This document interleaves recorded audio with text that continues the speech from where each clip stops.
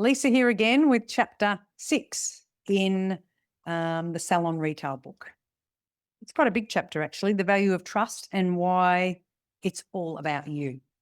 So I read through it and I took some notes, but it's really about knowing your value, knowing what it is that you offer to the world, because I think quite often we see the value in others quite easily, but we don't really see the value in ourselves, and there lies the problem. I think today, now more than ever, there's an informed audience. I think I talk about a story, my mother and having 5 sons and whether or not they were circumcised, and her really simple, just trust. The doctor said, do this, so she did it. But we don't have an audience like that anymore. We have an audience that is very, very well informed. I think we also have people who overthink, me included, the constant overthinking and not sure whether they should or they shouldn't, and just around and around. And I think when you think about what is your value, I think your value is that you gift clarity to people. So if you're really good at what you do and you're passionate, which I presume you are, then your gift of clarity is really, really gold. It really is. To be able to simplify all the complexities of whether I should use this one, or whether you put it on there, or how much you use, like just really simple. Less is absolutely more. Really simple is more. So when you think about a person looking at a shelf of things, whether it's in the supermarket or whatever, the way I explain it is you go into perhaps a hardware store and you want to buy sealer to seal some wood. And you look at where's the sealer and they tell you and you think, oh, Lord, right? There's so many. There's water-based ones, there's oil-based ones, there's indoor, there's outdoor, there's glossy, there's not glossy, there's dries in an hour, dries in 5 hours, and you think, a lot, right? So sometimes you can think, I don't know, I don't know where to start. But a good sales assistant or a good any assistant will help you to go, okay, so a few questions. Is it inside or outside? Outside. Okay. Is it something that is going to get a lot of rain and sunshine, or is it outside but it's undercover? So as you ask questions, you halve it.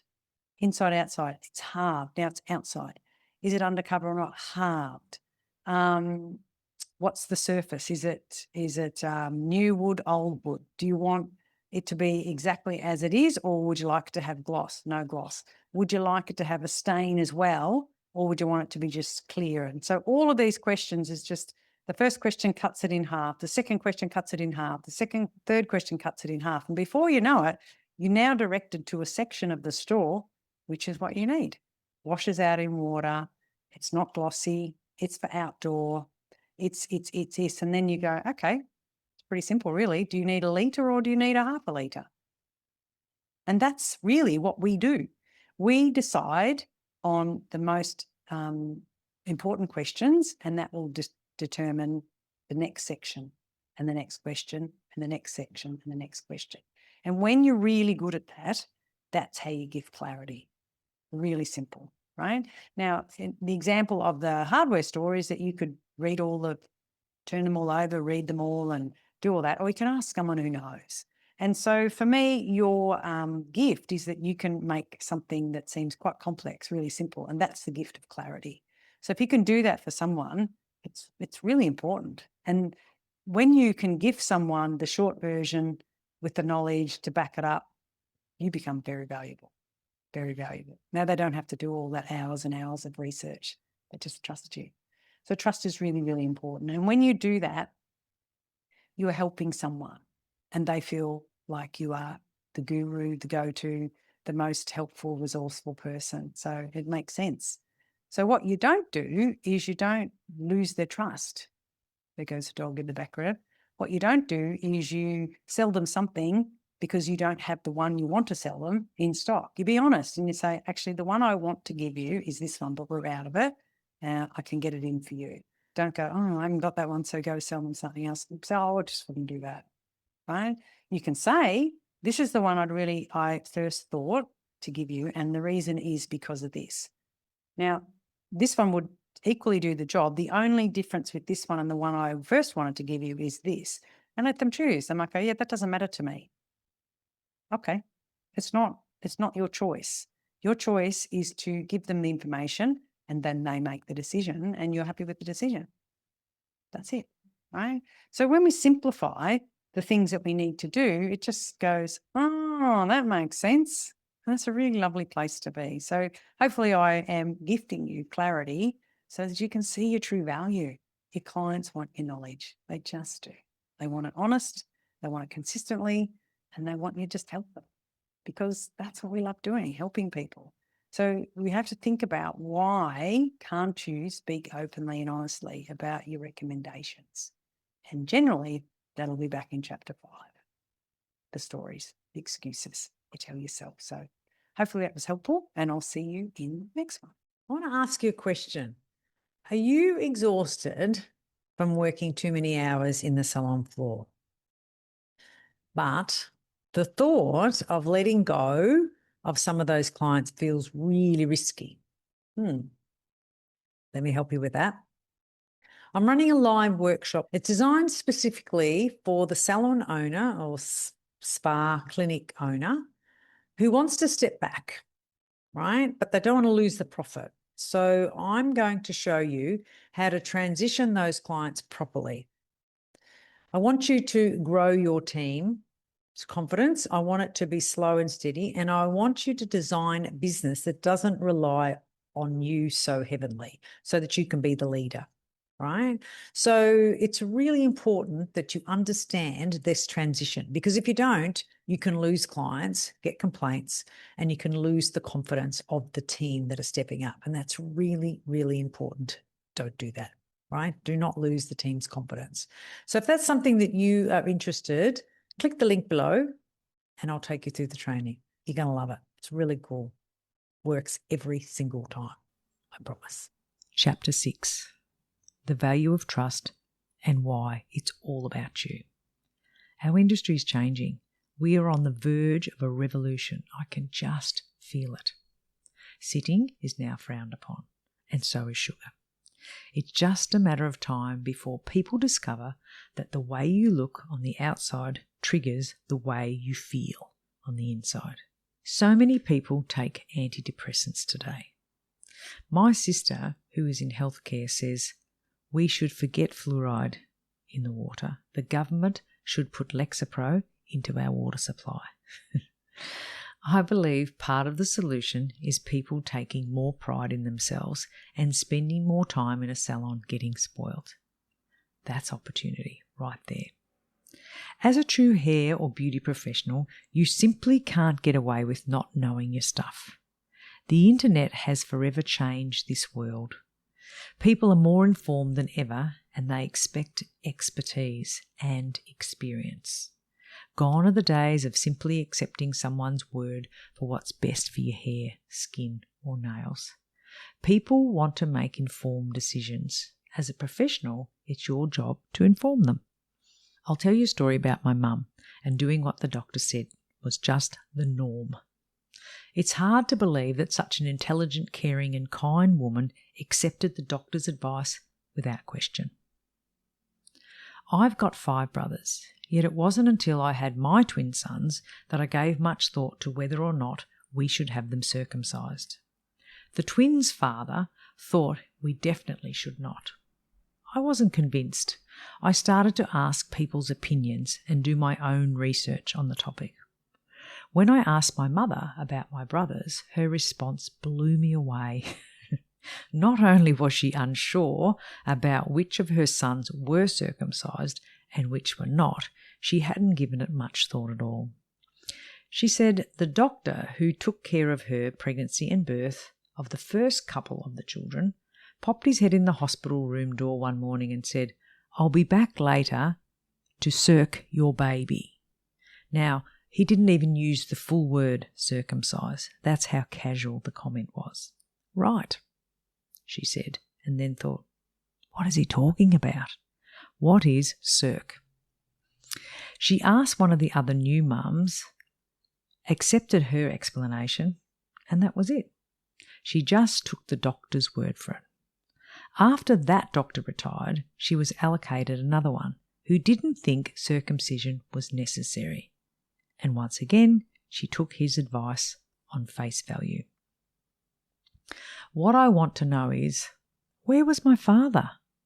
I asked her that and she said, oh, I can't remember where your father was in the decision-making of whether or not the first 2 or 3 were circumcised and the last 2 or 3 weren't. It's really funny, isn't it? We've come a long way. In today's educated climate, decision-making around circumcision is much more informed. I think circumcising or not your son is a huge decision. There's no way that simple acceptance would happen today when people are so aware of all of their options. In hairdressing or beauty, decision-making is similarly well informed. If you don't share your knowledge and present yourself as the expert you are, you're letting your clients down. Eventually, they'll work that out and go in search for someone who'll give them what they need to make sound choices. Certain statistics around loyalty and client retention relate directly to retail sales. This is why I bang on about the importance of retail. In my opinion, you can get a haircut or a facial anywhere. What will set you apart from your competitors is that you will go the extra mile and share your knowledge with your client. Clients buy from people they know, like, and trust. That's where your focus needs to be. This truth applies to every person you look after, from first-time clients to those who you've looked after since the beginning of time. Every one of them is entitled to your expert opinion. Let them choose to act on it or not. There are 2 ways to look at everything. To get crystal clear on why you need to recommend retail to both the new and the existing clients, let's take a look at them now separately. Your new clients. Do you choose not to recommend products to new clients because you feel you haven't had a chance to build rapport with them yet? That's a very limiting belief, a myth that we need to bust. That person is new to you because, for one reason or another, they choose not to return to their previous salon. Here's my tip. It's probably because they didn't get the expertise they needed there. Regardless of whether the client is new to you or not, you need to be the expert and share what you know. Share it every time. Your existing clients. Sometimes you get so involved in your clients' lives that it becomes more important than the actual task. If so, you're risking not doing your job, not making the professional recommendations you should. When you're too familiar with your clients, you expect them to speak up when their needs aren't being met. Huge mistake. It's your job to ask the questions that will reveal the problems so you can solve them, not the other way around. Be mindful about the ratio of personal to professional conversation. It's not easy. They come in ready to tell you their latest life episode, and you need to be careful. Carefully stop them right there. Try this. I am dying to hear about the wedding and how it all went. Let me first sort out your hair or your skin, whatever it might be. Let me first sort out your hair needs. Then you can tell me all about it while I'm looking after you. If you're in control, you can never be accused of losing your way. And don't make up your mind about whether or not they'd be interested in purchasing a product before you've even asked. No 2 visits are the same. Set up your system, follow it, and you'll have fresh advice every time. Clients' trust is huge. Grow it, don't blow it. An American research company came up with these statistics. I find them fascinating because they resonate with what my experience tells me. If a client buys a product from you, they are 30% more likely to return. If a client buys 2 products, they are 60% more likely to return. And if a client who stocks up on 3 products is 90% more likely to return. Interesting, isn't it? Why? It's easy. People buy from people they know, they like, and they trust. There's no way you'd purchase from someone you didn't trust. If you're always thinking about solving problems and genuinely sharing your knowledge, the sale will just come. I worked with a laser clinic where the business owner struggled to keep up with the demands of the booming retail sales. Bet you wished you had that problem, hey? The girls had engaged my learnings full throttle and the products were literally flying off the shelf. Now, there's a zing thing. What a great problem to have. And I always say, we'll fix your current problem, but we always create you another one, a better one. Leaping from not selling enough to not being able to keep up with the volume of sales is an enviable problem to have. Initially, team members were low on product knowledge and therefore they lacked the confidence to recommend. After a couple of months of intense training with their product companies, their product knowledge grew, their confidence blossomed and their ability to recommend retail went through the roof. They were off and running. The next challenge was keeping stock on the shelf. The clinic went from holding about 15,000 in retail stock to almost 30,000 in heavy-duty beauty, and that's not hard to do. They ordered weekly instead of the previous random whenever system. Many items sold over $100, so it takes good money management and planning to stock plenty of what you need. Because the team struggled with recommending out-of-stock product, we devised a new strategy. If a customer purchased the product and it wasn't on the shelf, the team member took their payment and addressed an express postage bag there and then in front of the client. As soon as the product restocked, it went straight out the door and to the customer. They got their product and its benefit fast without having to make a special visit back to the clinic. As the clinic grew, the financial situation improved and it became easier and easier to hold more stock. The big shift here was the team learning their product range inside and out. There's a saying that goes like this: learn like nobody else so you can live like nobody else. Knowing your stuff and being confident will open doors for you. If you're a team member, you'll get the promotion. If you're a salon owner, serious retail sales can pay for a fabulous holiday every year. The better the sales, the better the holiday. As I said, the second problem was far better than the first. Building trust and rapport. Have you ever been shopping for clothes and you find something you think you might like to buy? You head into the cubicle and try on the first item. When you emerge to check yourself out in the mirror, you see that you look ridiculous. Right about then, the sales assistant comes over and says, only something a twit could say, considering the look you have on your face of disgust. That looks great. You're thinking, you have to be kidding, right? Now you know she hasn't got a clue and that you can't take anything else that she says seriously. In contrast, a great sales assistant will ask you, is there an occasion? Would you like me to help you with anything? I'm here if you need me. Or maybe this. Okay, I think I should help you here. What are you looking for? Would you like me to make a suggestion? I could come back with something else if you like. I'd be happy with any of those. After all, she's a sales assistant, which means she's paid to assist you to make a sale. Really, it's not that hard. Her caring about your outcome is effortless. She's just doing her job. You sense she is genuine and you start to build rapport. You start liking her. Then you start trusting her. And that's when the buying starts. All in a matter of minutes. That's the priceless part of making a sale. You can help create trust too. Be honest. Don't force it. Share your knowledge and just show that you care. That's how you build rapport. Kick-ass Kickstarter. Think about the last time you bought a special something at a boutique. Recall how the sales assistant helped or didn't help you. In your head, critique her level of care. Did you trust her? Why? Why not? What can you learn from that experience?